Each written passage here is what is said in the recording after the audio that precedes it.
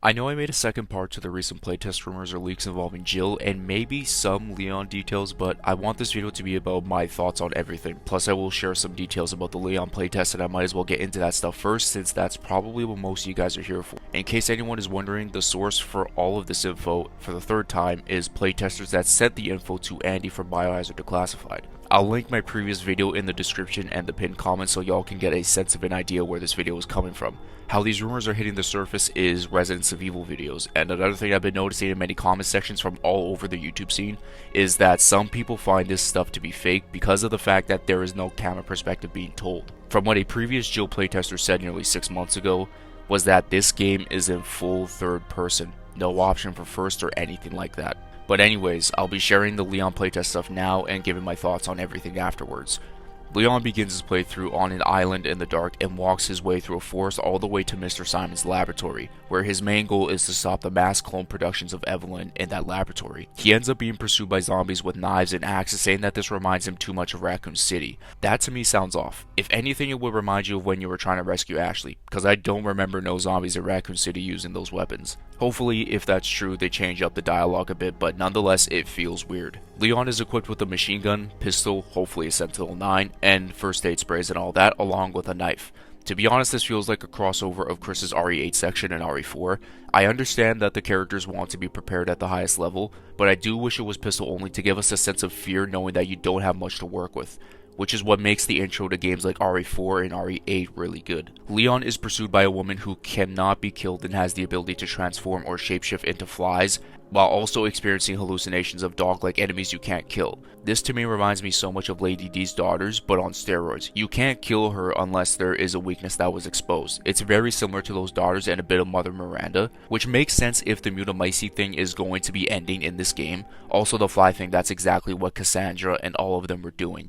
The hallucinations, however, again, I'm not the biggest fan of, especially if it's a constant thing. It sounds like they're taking a page out of separate ways and using the multiple Verdugo thing, but only one is real, with a small twist, I guess.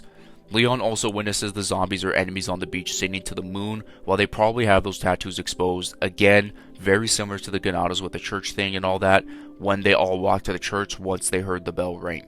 Leon's playtest ends with him inside a BSA or Blue Umbrella facility, which is interesting if that is on the island at all, and him saying that there needs to be more reinforcements or whatever. Now into some more details. The infinity sign and the moon has similarities to the insignia of Los Illuminados, where the cult looks up to it and worships it, I guess. During Jill's section, as she goes to the hospital of hearing screaming and zombies all around, she goes through a lab and is immediately reminded of the experiments Wesker did to her, and also the woman stalking Leon can quote-unquote seduce him, only Ada can do that, and has two very big things on her. That's from them, not me.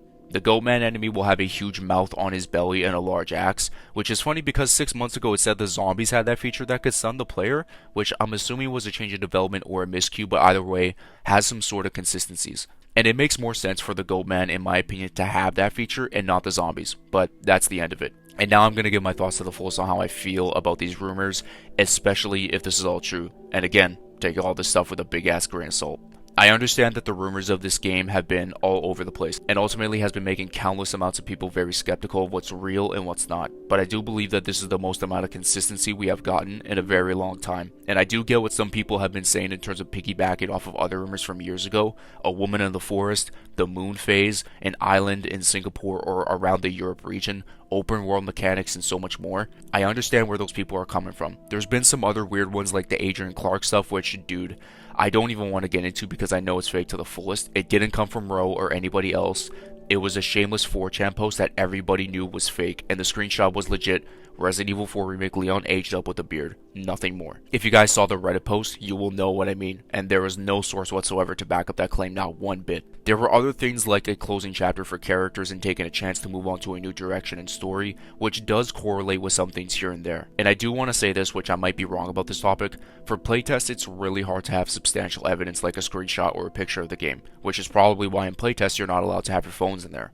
Just you, the game, and maybe a supervisor. Because in reality, if you did end up leaking the game, you're going to get sued to oblivion. Now, can they still get sued even with this stuff surfacing?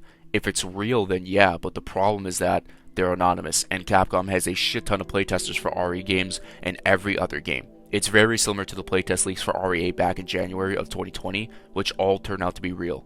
Now, am I saying it's real because of the 2020 leaks? No. Capcom had a really bad data breach happen to them back then. But anyways, let's get back into the topic. If Leon is in this game, I'm happy. It's been since RE6 and a bunch of CGI movies that only carry momentum for about a week of release, and that's it. And the remakes I'm not even counting at all. I want something new with him, and if it is this, then I'm happy. Even though I said he doesn't really fit the story, but then again, Capcom could have figured something out for him, and I'm glad. I know I might be the only guy to say this, but I do hope Ada is in this game in a similar role to 6 or 4 with Leon. I just hope this dynamic between them is done, if it's a happy or sad ending.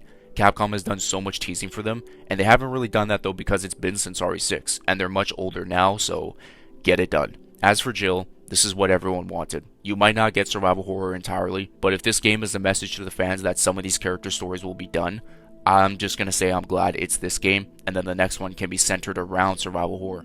We know Capcom has the abilities to do this. With 2 Remake and 7, it's further proof of that. And Resident Evil isn't going to fall off anytime soon. If you didn't include Jill in this game, there would have been a lot of backlash. It's been really long, and she is the consensus character that people want.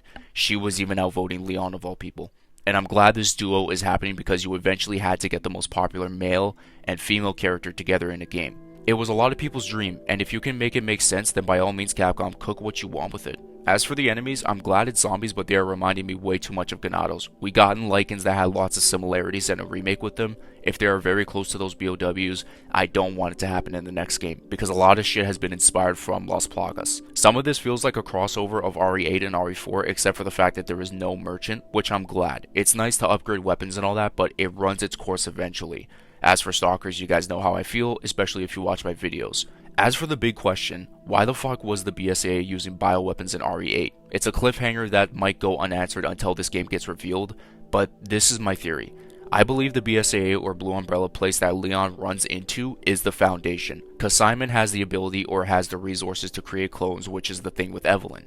Maybe he was able to do research in this lab or building and created a fake BSAA soldier to raid the village when it was about to blow. And I feel like more of an explanation will be answered either by developers or a briefing file for Jill in the beginning of RE9. Very similar to the briefing stuff with RE4 to give us some small backstory. By the way, I'm going to play this road clip because I totally forgot about this detail. Who explains the hallucinogenic effects of the infection and stresses the importance of killing the controlling bioweapon. This is so similar to the U3 Verdugo in separate ways. They were controlling the hallucinations of the parasite in Ada, and until that death, the Plaga and host died, which meant Ada was free from the infection. Now, the thing that feels weird in my opinion is Chris and Barry. I understand Chris's role in this game to help Jill, but Barry to me feels so weird, mostly because of who he adopted after Revelations 2.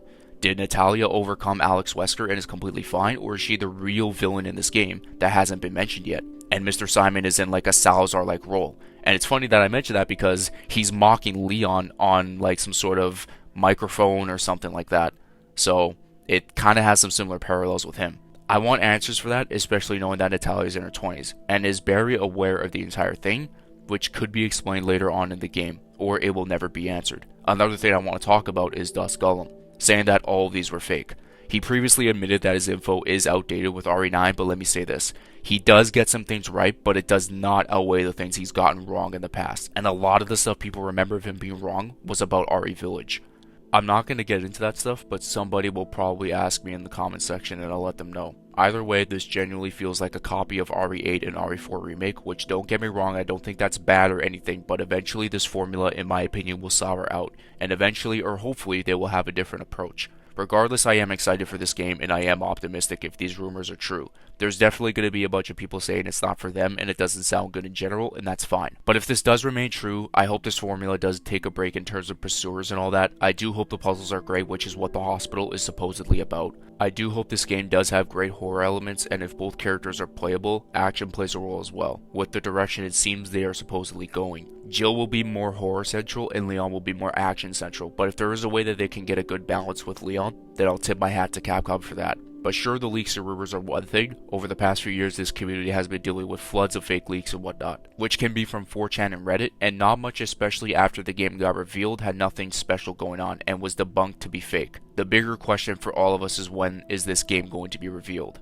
We're all seeming to point at the Game Awards since it is the 10th anniversary of the event, and it's supposed to be this big event with a lot of reveals, so Again, I hope something about this game can happen. And I know people will be saying that there's a chance this game won't get revealed this year, mostly because Capcom will be prioritizing Monster Hunter Wilds releasing in late February, and people may think that they won't release an RE game the same year a Monster Hunter game comes out. I get where those people are coming from, but let me use an example of when Capcom did that with one of their big franchises. In 2019, Capcom released RE2 Remake along with Devil May Cry 5. Both of those games became the most sold of their franchises. When it comes to RE2 Remake, that's excluding the multiple ports of RE5. And just last year, RE4 Remake and Street Fighter 6 both released within a few months of each other. I'm not saying it's guaranteed, but Capcom does have a tendency to do that stuff. But it turns out to be a success regardless of both franchises. But let me know in the comments, what do you think of the Leon playtest details? What do you think of my thoughts? And be sure to share yours as well. Also, let me know, when do you think this game will get revealed? And if you believe any of these rumors. Be sure to leave a like on this video, help it reach the YouTube algorithm, and subscribe to the channel for more stuff like this in the near future. And I'll catch you guys in my next video.